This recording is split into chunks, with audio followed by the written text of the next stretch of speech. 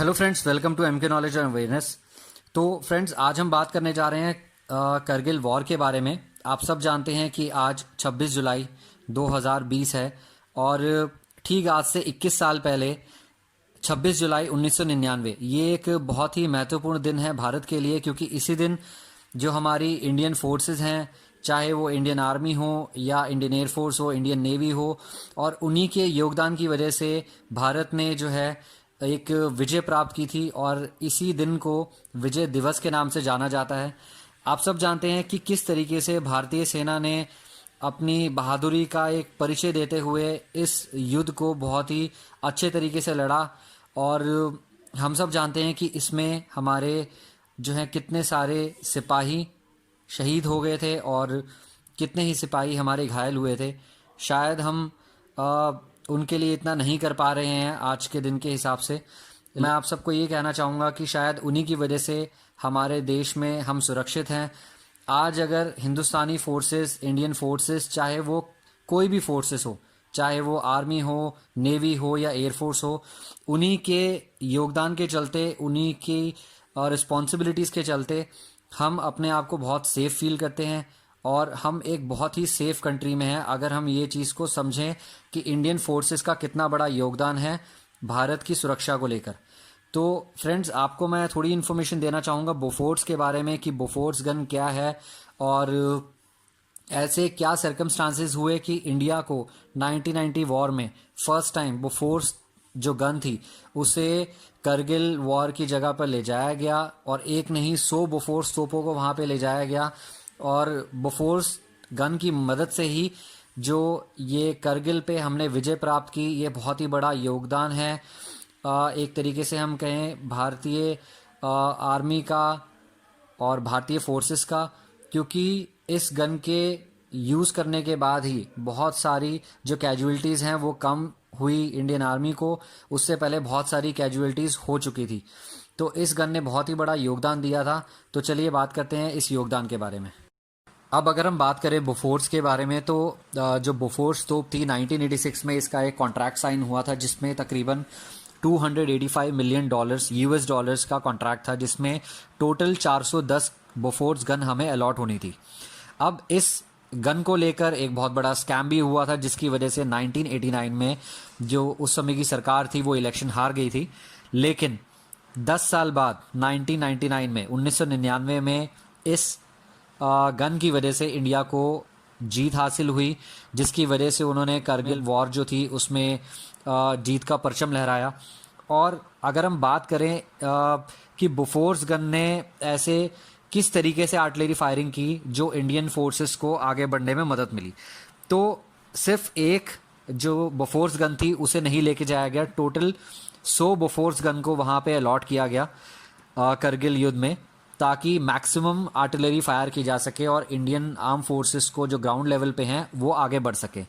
तो वहाँ पे 100 बोफोर्स गन को लेके जाया गया। और इस गन की सबसे बड़ी खासियत ये है कि ये बहुत ही अच्छे तरीके से जो है दुश्मन का एरिया डिस्ट्रॉय कर सकती है। अब इसका जो बैरल है वो 70 डिग्री पोजीशन पर भी आप सेट कर सकते हैं और हाई ऑल्टीट्यूड पे भी आप इस पे अटैक कर सकते हैं।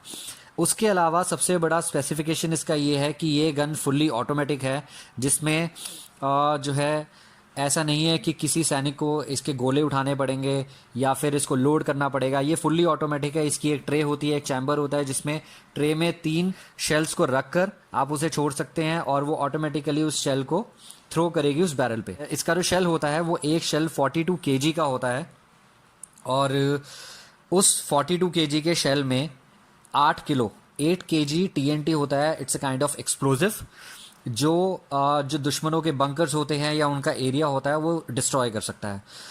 तो आप ये सोच सकते हैं कि अगर 8 किलो एक्सप्लोजिव किसी एरिया पे गिराया जाए, अगर इस पर्टिकुलर गन से अगर फायर किया जाए, तो कितना बड़ा डिजास्टर हो सकता है दुश्मनों के लिए।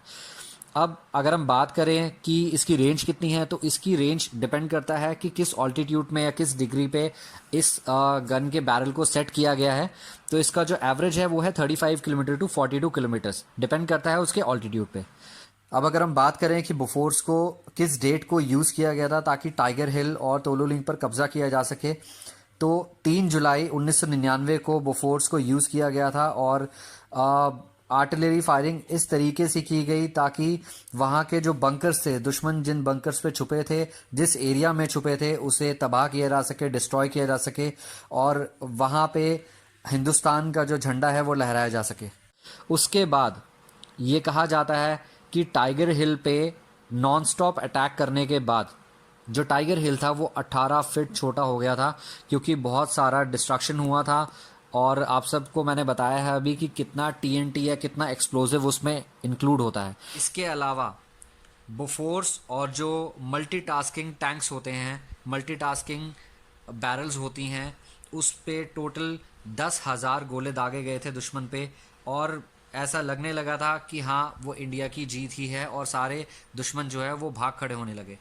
अब अगर हम बात करें कि इस गन का सबसे एडवांटेजियस प्रोसेस क्या है कि ये गन अपनी जगह पे ही स्टैंड होने के बाद 360 डिग्री एंगल पे घूम सकती है, रोटेट कर सकती है और ये वर्ल्ड की बेस्ट गन्स में से एक है। तो आप सब ये सोच सकते हैं कि करगिल में अगर एक सबसे बड़ा एडवांटेज हमारे पास ये था कि हमारे पास ये बोफोर्स गन्स थी जिसकी वजह से इंडियन आर्म फोर्सेस को बहुत हेल्प मिली और मैक्सिमम जो है अटैकिंग पोजीशन पे इस गन को लगाया गया ताकि दुश्मन जो है ज़्यादा से ज़्यादा हताहत हो सके या मारे जा सके और ताकि तोलोलिंग पर टाइगर हिल पे हम जो है वापस हिंदुस्तान अपना कब्ज़ा जमा सके और वहाँ पे जो है इंडियन फ्लैग हम लहरा सके। तो इसके अलावा बोफोर्स गन की हेल्प के अलावा जो हमारे इंडियन सोल्जर्स थे उनकी वजह से आज ये देश आज़ाद है। बहुत सारी शहादत हुई उस वॉर में। आप सब जानते हैं कि कितने सारे जो सोल्जर्स थे, सैनिक थे, वो शहीद हुए थे और कितने सारे सोल्जर्स जो हैं वो इंजर्ड हुए थे। उसके अलावा हमारी जो इंडियन एयरफोर्स हैं या नेवी हैं उनका एक अपना एक अलग रोल था जिसकी मदद से करगिल वॉर को हमने जीता। तो फ्रेंड्स आज के लिए इतना ही। This is Manish Tahim signing off. Thank you very much.